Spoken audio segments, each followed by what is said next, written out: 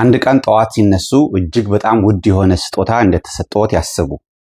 ይህ ስጦታ በዓለም ላይ ካሉ ማሽኖች ሁሉ የላቀ የራሱ ኮምፒውተር ያለውና ራሱን በራሱን መጠገን የሚችል ማሽን ነው። ነገር ግን አንድ ሕግ አለው።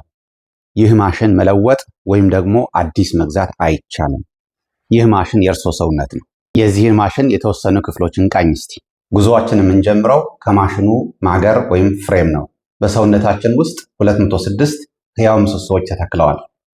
እነኚህ አጥንቶቻችን ናቸው። በሰውነታችን ውስጥ 206 አጥንቶች አሉ። የሚገርመው ነገር ማሽኑ ገና ሲመረት ስንወለድ ማለት ነው የምሰሶዎቹ ቁጥር የአጥንቶቻችን ቁጥር 270 ነበሩ።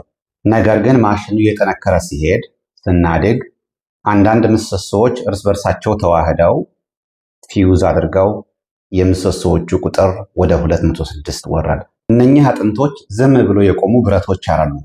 በውስጣቸው ለሰውነታችን እንደ ነዳጅ የሚያገለግለውን ደም የሚያመርቱ ሚስጥራዊ ፋብሪካዎች ናቸው።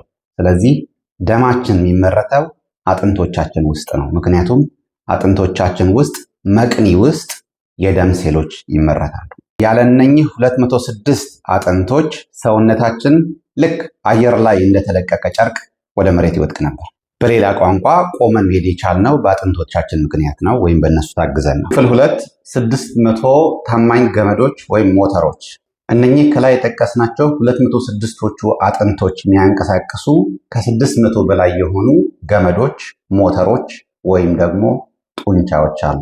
ከእነኚህ 600 ጡንቻዎች አንዳንዶቹ ግዙፍ ሲሆኑ ልክ እንደ ጭናችን አካባቢ ያሉ ጡንቻዎች ግዙፍ ሲሆኑ፣ አንዳንዶቹ ደግሞ ከጥጥ ክር የሳሳ ቀጭኖች ናቸው። ጆሮአችን ውስጥ ያሉ ጡንቻዎች አሉ ለመስማት የሚያገለግሉ። እነኚህ በጣም ስስ ጡንቻዎች ናቸው። ሶስተኛ በሰውነታችን ውስጥ ስለሚገኘው ባለ 72 ኪሎ ሜትሩ ሚስጥራዊ መረብ። በሰውነታችን ውስጥ 7 ትሪሊየን የሚሆኑ ቀጫጭን የኤሌክትሪክ ሽቦዎች ተዘርግተዋል። እነኚህ ነርቮቻችን ናቸው። እነኚህ ሽቦዎች ወይም ነርቮቻችን በሙሉ አውጥተን አያይዘን ብንዘረጋቸው ርዝመታቸው 72 ኪሎ ሜትር ይደርሳል። ይህ ማለት ከአዲስ አበባ እስከ አዳማ ያለው ርቀት እንደማለት ነው። እነኚህ ሽቦዎች ሁሉንም መረጃ በቅጽበት ወደ ዋናው ኮምፒውተር ወደ አንጎላችን ያደርሳሉ። ይህ ሁሉ የሚሆነው ከአይን ጥቅሻ በቀደመ ፍጥነት ነው። አራተኛ ዋናው መቆጣጠሪያ ማዕከል ወይም ፈጣኑ ኮምፒውተር አንጎላችን። አንጎላችን አንድ ትንሽዬ ኤልኢዲ አምፖል ለማብራት የሚያበቃ የኤሌክትሪክ ኃይል ያመነጫል። መረጃ የሚተነትነው ደግሞ በዓለም ላይ ካሉ የትኞቹም ፈጣን ኮምፒውተሮች በበለጠ ፍጥነት ነው። አንጎላችን መረጃ የማከማቸት አቅሙ ወደር የለውም። መቼም ቢሆን ቦታ ሞልተዋል፣ አልቋል የማይለን ትልቅ ቤተ መጻሕፍት ነው።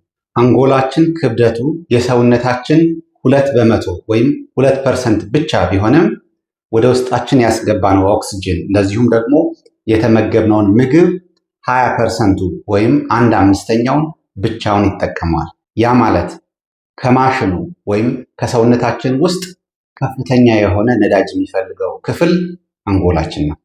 ይህ ሁሉ ስራ የሚሰራው አንጎላችን ውስጣዊ ይዘቱ በጣም ለስላሳ ነው። ልክ እንደ ለስላሳ አይብ ሊፈርስ የሚችል በመሆኑ ፈጣሪ በአጥንት ካዝና ወይም የራስ ቅል ደብቆታል። ማጠቃለያ፣ የዚህ ማሽን የሰውነታችን የጥገና መመሪያውን ላንብብላችሁ።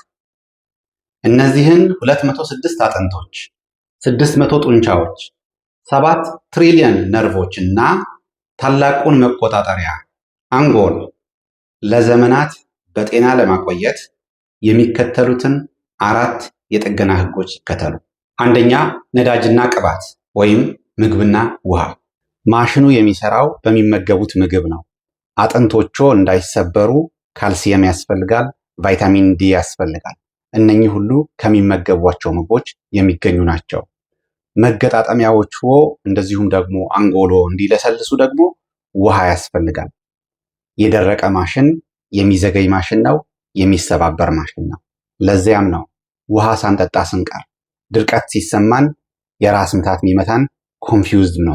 ሞተሮቹን ማላመድ። ጡንቻዎቻችን ወይም ሞተሮቹ ካላንቀሳቀሷቸው ይኮማተራሉ። ስለዚህ ጡንቻዎቹን እንዳይኮማተሩ፣ አጥንቶቹን እንዳይለሰልሱ፣ እንደዚሁም ደግሞ ደም እንዲዘዋወር በየቀኑ እንቅስቃሴ ያደርጉ። የኮምፒውተሩ እድሳት ምንድን ነው? እንቅልፍ ነው። እንቅልፍ ማሽኑ ጥልቅ የጥገና ስራ የሚሰራበት ብቸኛ ጊዜ ነው። በእንቅልፍ ወቅት አንጎል ቆሻሻውን ያስወግዳል፣ ነርቮች የተበላሹ ሽቦዎች ይጠግናሉ፣ እንደዚሁም ደግሞ ጡንቻዎች ራሳቸውን ይጠግናል። ያለ እንቅልፍ መኖር ማለት አንድ ኮምፒውተር ከፍተውት ሳይዘጉት ለዘላለም እንዲኖር መተው ማለት ነው። ያ ደግሞ ኮምፒውተሩ ከተወሰነ ጊዜ በኋላ መቃጠሉ አይቀርም። በመጨረሻም ጭነት የመጠበቅ ጥንቃቄ። አንጎልና የጀርባ አጥንቶች የማሽኑ ዋነኛ የመረጃ ገመዶች ናቸው። ሁል ጊዜ ራስዎንና ጀርባውን ይጠብቁ። ከባድ ነገር ሲያነሱ ጀርባውን ተጠቅመው ሳይሆን እግሮን ተጠቅመው ነው። እንደዚህ ዝቅ ማለት፣ ቁጭ እንደሚል ሰው ዝቅ ማለት እንጂ እንደዚህ ማጎንበስ ለጀርባ ጠንቅ። ይህ በማሽኑ ውስጥ ያሉ ዋና ገመዶች ወይም ደግሞ ጡንቻዎቻችን እንዳይበጠሱ፣ እንዳይሸማቀቁ ይረዳናል። ይህን ቪዲዮ ወዳችሁታል ብዬ ተስፋ አረጋለሁኝ። ስለዚህ ከወደዳችሁት የላይክ ምልክቷን በመንካት የአስተያየት መስጫ ቦታ ላይ በመግባት አስተያየታችሁን በመለገስ ለሌሎች ሰዎች ሼር በማድረግ እንድትተባበሩ ስለ ጊዜያችሁ እጅግ በጣም አድርጌ ያመሰግናለሁኝ። ሰላም ሁኑ።